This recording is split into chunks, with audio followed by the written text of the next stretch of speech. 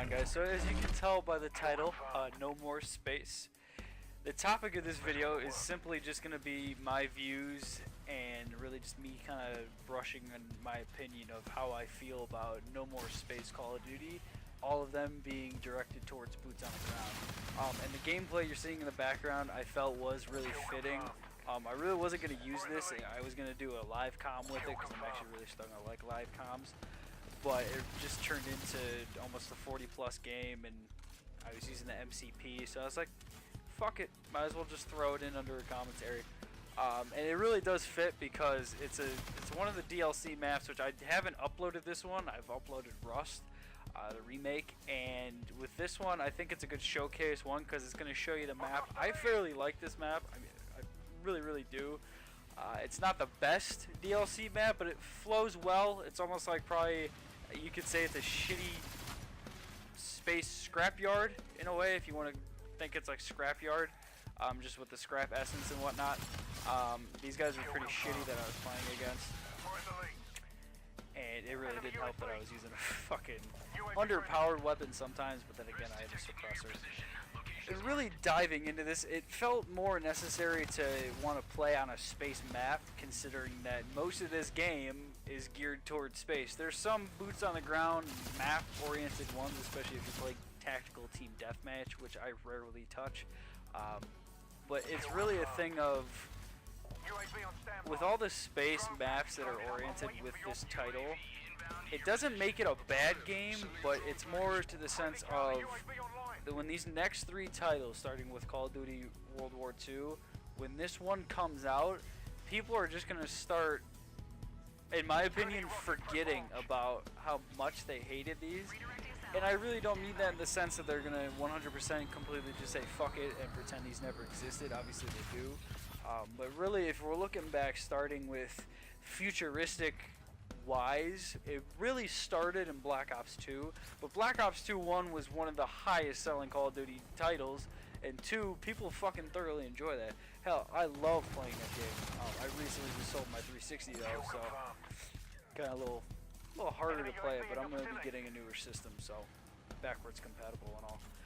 And really, when the futuristic setting came, when they announced it was going to be futuristic, and I remember watching the title back when back when the trailer came out for the title, I had mixed emotions, you know, because I was so used to Black Ops 1 and NW3 and whatnot, all those great boots on the ground, really nothing too special, but really getting down to the core of when we started with futuristic, even though with Black Ops 2, futuristic as it was only a date set in the future.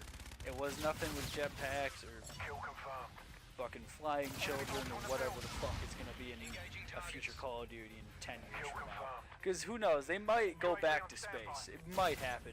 I know the sales of this upcoming game are going to be absolutely fucking skyrocketing, well beyond probably their highest expectations, simply because we've been asking for this type of shit for so long.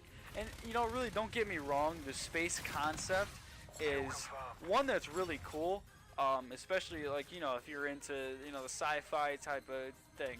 But if you come into a first-person shooter type of genre while trying to clash with the same ideals that will make up Infinite Warfare, Advanced Warfare, all that shit, it really becomes an issue because, yeah, you do have a lot of leeway you can really make. Like this gun I'm using right here, what the hell is this? This really looks like something you can make through a 3D printer.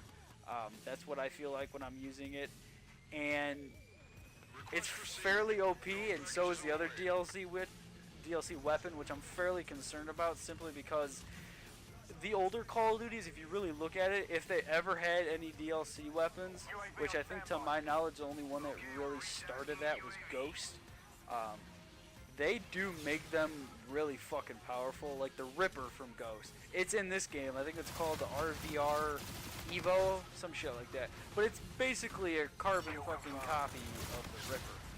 I would say it even handles better, quite honestly.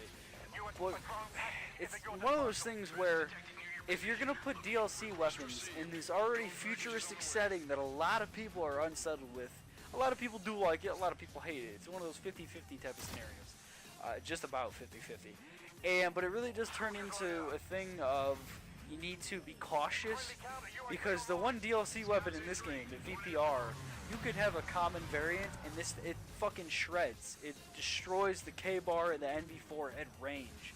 At range. And I never thought I'd be saying, and it's an SMG. For those of you who don't know, the VPR is a new DLC SMG that came with the X-Eon that I'm using right here. I just have the MCP variant. And really, using the VPR really fucks me up a little bit of how goddamn good it is, because I've never used an SMG that is yet. Like, if you compare all their SMGs from either non-futuristic Call of Duties to this Call of Duty, you can take the Cuda from Black Ops 3, you can take the Razorback from Black Ops 3. Really, any of those and past CODs, just because I really can't even remember a lot of the guns from those games. It's one of those things where you can take it in perspective, but it just melts. And that's my only concern with this futuristic shit, is because although I'm slightly honestly a fan of it, I mean, it's not my favorite. I'd rather have boots on the ground instead of having fucking little Braden fucking jump around the goddamn sky for 3 minutes somehow, longer than I could. It really turns into, yeah, it's fun that you can have leeway and whatnot, but with that leeway, you get into so much fucking type of issues with really just concerning what you can put out and really what's going to balance well with the already futuristic setting. And that's why I really think that with World War II coming out, even when people were denying it for the longest time, I believed it about the second image that I saw. I knew it was going to be true. And even if it wouldn't have been World War II, there was no way in hell that they were going to do another futuristic setting. There was just no way. I mean, they were making this game back in 2014, so there's really no way that they could have just gone back from scratch. It would have been a shittier game than this.